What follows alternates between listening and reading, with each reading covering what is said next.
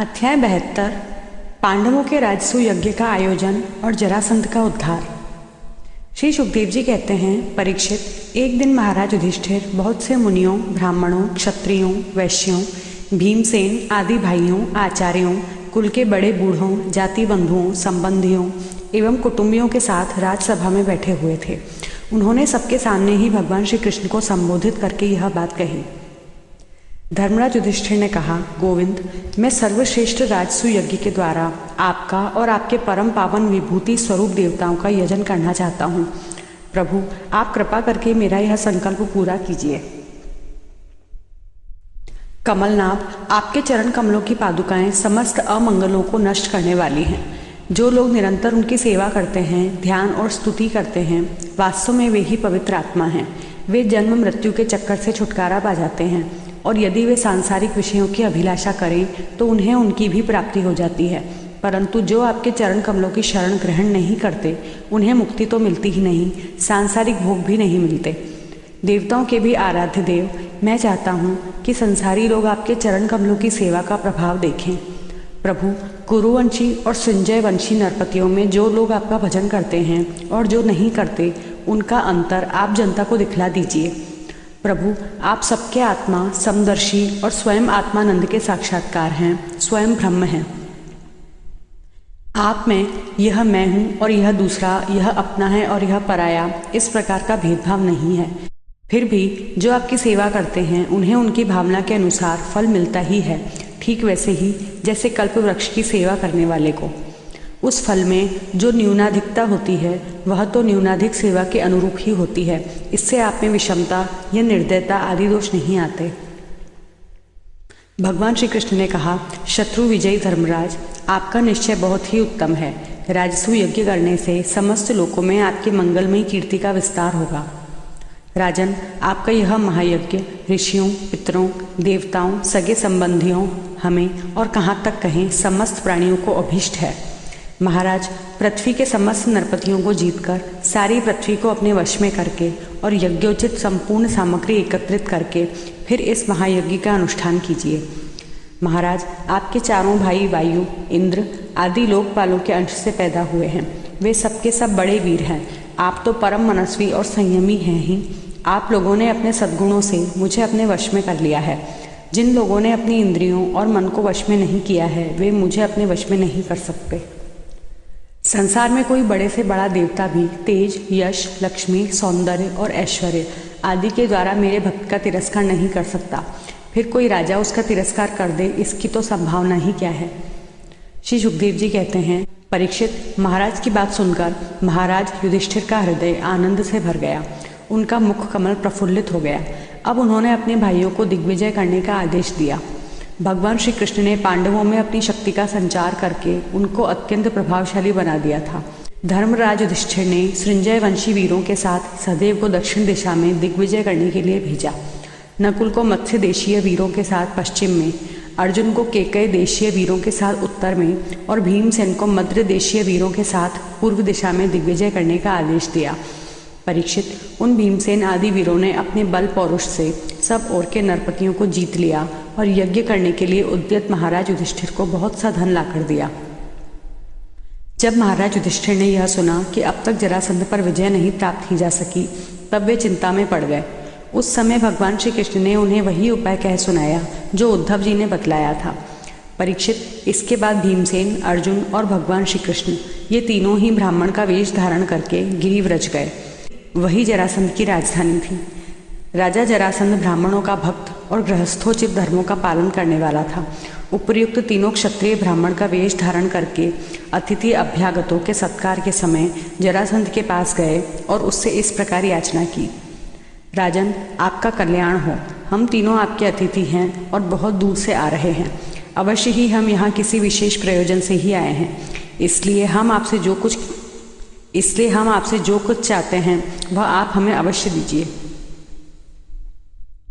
तितिक्षु पुरुष क्या नहीं सह सकते, दुष्ट पुरुष बुरा से बुरा क्या नहीं कर सकते, उदार पुरुष क्या नहीं दे सकते और समदर्शी के लिए पराया कौन है। जो पुरुष स्वयं समर्थ होकर भी इस नाशवान शरीर से ऐसे अविनाशी यश का संग्रह नहीं करता, जिसका बड़े बड़े सत्पुरुष भी गान करें, सच पूछिए तो उसकी जितनी निंदा की जाए थोड़ी है। उसका जीवन शोक करने योग्य है। राजन, आप तो जानते ही होंगे, राजा हरिश्चंद्र, रंतिदेव, केवल अन्न के दाने बीन चुनकर निर्वाह करने वाले महात्मा मुद्गल, शिबी, बलि, व्याध और कपोत आदि बहुत से व्यक्ति अतिथि को अपना सर्वस्व देकर इस नाशवान शरीर के द्वारा अविनाशी पद को प्राप्त हो चुके हैं। इसलिए आप भी हम लोगों को निराश मत कीजिए। श्री सुखदेव जी कहते हैं, परीक्षित, जरासंध ने उन लोगों की आवाज़, सूरत, शक्ल और कलाइयों पर पड़े हुए धनुष की प्रत्यंचा की रगड़ के चिन्हों को देखकर पहचान लिया कि ये तो ब्राह्मण नहीं क्षत्रिय हैं। अब वह सोचने लगा कि मैंने कहीं न कहीं इन्हें देखा भी अवश्य है। फिर उसने मन ही मन यह विचार किया कि ये क्षत्रिय होने पर भी मेरे भय से ब्राह्मण का वेश बनाकर आए हैं। जब ये भिक्षा मांगने पर ही उतारू हो गए हैं, तब चाहे जो कुछ मांग लें मैं इन्हें दूंगा। याचना करने पर अपना अत्यंत प्यारा और दुस्तेज शरीर देने में भी मुझे हिचकिचाहट न होगी। विष्णु भगवान ने ब्राह्मण का वेश धारण करके बलि का धन, ऐश्वर्य सब कुछ छीन लिया। फिर भी बलि की पवित्र कीर्ति सब और फैली हुई है और आज भी लोग बड़े आदर से उसका गान करते हैं। इसमें संदेह नहीं कि विष्णु भगवान ने देवराज इंद्र की राज्य लक्ष्मी बलि से छीनकर उन्हें लौटाने के लिए ही ब्राह्मण रूप धारण किया था। दैत्यराज बलि को यह बात मालूम हो गई थी और शुक्राचार्य ने उन्हें रोका भी, परंतु उन्होंने पृथ्वी का दान कर ही दिया। मेरा तो यह पक्का निश्चय है कि यह शरीर नाशवान है। इस शरीर से जो विपुल यश नहीं कमाता और क्षत्रिय ब्राह्मण के लिए ही जीवन नहीं धारण करता, उसका जीवन व्यर्थ है। परीक्षित, सचमुच जरासंध की बुद्धि बड़ी उदार थी। उपर्युक्त विचार करके उसने ब्राह्मण वेशधारी श्री कृष्ण, अर्जुन और भीमसेन से कहा, ब्राह्मणों, आप लोग मनचाही वस्तु मांग लें। आप चाहें तो मैं आप लोगों को अपना सिर भी दे सकता हूँ। भगवान श्री कृष्ण ने कहा, राजेंद्र, हम लोग अन्न के इच्छुक ब्राह्मण नहीं हैं, क्षत्रिय हैं।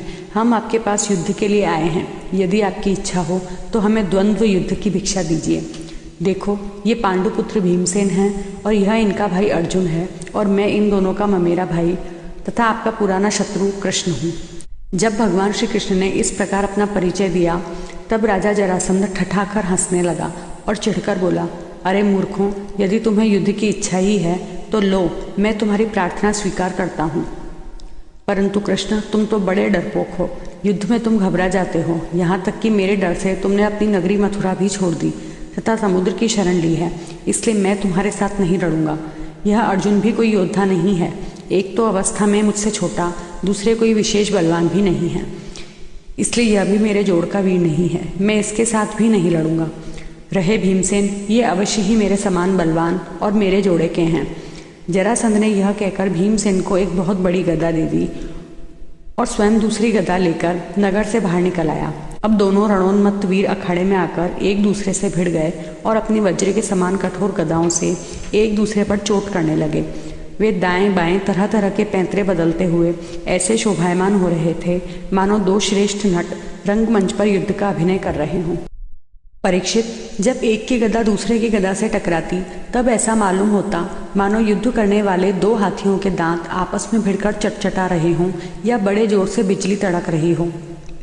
जब दो हाथी क्रोध में भरकर लड़ने लगते हैं और आग की डालियां तोड़ तोड़कर एक दूसरे पर प्रहार करते हैं, उस समय एक दूसरे की चोट से वे डालियां चूर चूर हो जाती हैं। वैसे ही जब जरासंध और भीमसेन बड़े वेग से गदा चला चलाकर एक दूसरे के कंधों, कमरों, पैरों, हाथों, जांघों और हंसलियों पर चोट करने लगे, तब उनकी गदाएं उनके अंगों से टकरा टकरा कर चकनाचूर होने लगी। इस प्रकार जब गदाएं चूर चूर हो गईं, तब दोनों वीर क्रोध में भरकर अपने घूंसों से एक दूसरे को कुचल डालने की चेष्टा करने लगे। उनके घूंसे ऐसी चोट मारते मानो लोहे का घन गिर रहा हो।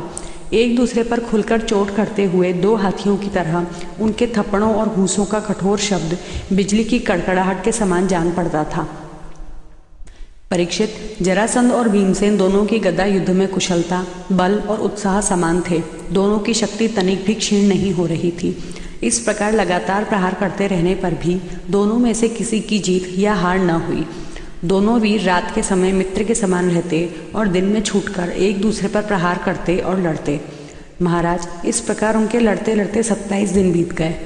प्रिय परीक्षित, 28वें दिन भीमसेन ने अपने ममेरे भाई श्री कृष्ण से कहा, श्री कृष्ण, मैं युद्ध में जरासंध को जीत नहीं सकता।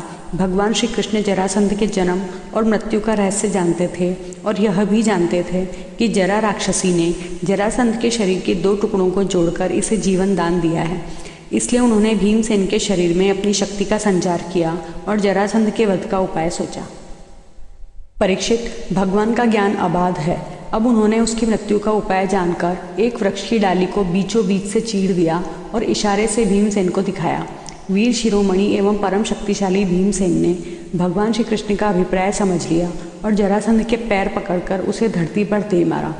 फिर उसके एक पैर को अपने पैर के नीचे दबाया और दूसरे को अपने दोनों हाथों से पकड़ लिया। इसके बाद भीमसेन ने उसे गुदा की ओर से इस प्रकार चीर डाला जैसे गजराज वृक्ष की डाली चीर डाले। लोगों ने देखा कि जरासंध के शरीर के 2 टुकड़े हो गए हैं और इस प्रकार उनके एक एक पैर, जांघ, अंडकोश, कमर, पीठ, स्तन, कंधा, भुजा, नेत्र, भौं और कान अलग अलग हो गए हैं। मगधराज जरासंध की मृत्यु हो जाने पर वहाँ की प्रजा बड़े जोर से हाय हाय पुकारने लगी। भगवान श्री कृष्ण और अर्जुन ने भीमसेन का आलिंगन करके उनका सत्कार किया। सर्वशक्तिमान भगवान श्री कृष्ण के स्वरूप और विचारों को कोई समझ नहीं सकता। वास्तव में वे ही समस्त प्राणियों के जीवन दाता हैं। उन्होंने जरासंध के राज सिंहासन पर उसके पुत्र सहदेव का अभिषेक कर दिया और जरासंध ने जिन राजाओं को कैदी बना रखा था उन्हें कारागार से मुक्त कर दिया।